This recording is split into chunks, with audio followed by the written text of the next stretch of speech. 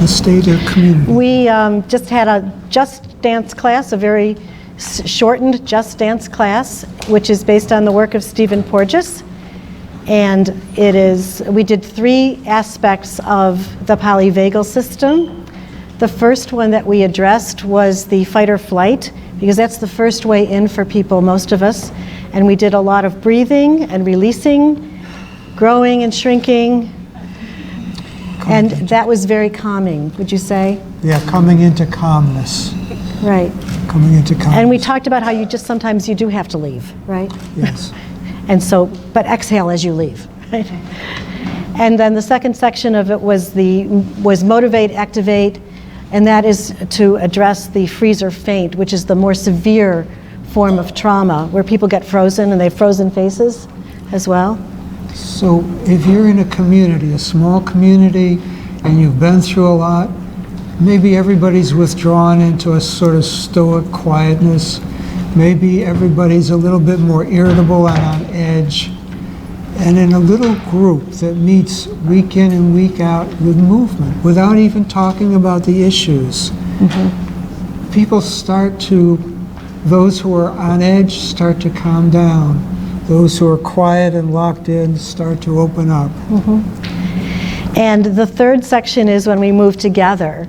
And the term that we were talking about is one from Emil Durkheim, and that has been picked up by neuroscientists, and it's called collective effervescence. And it's when everybody moves together, even just for a moment, and everybody smiles. And so if you're in a community that has suffered a lot and the weight and the shadow of that is on you, you can see it in everyone, right? And here is one way to come out of that, and in this journey, those who show up, maybe are a small number, but they go out different, and it starts to spread through their families and friends, and the community over a year or two, there's more joy, more life. It's not magic, but it's better. Yes, right. Thank you. But we wish that for you.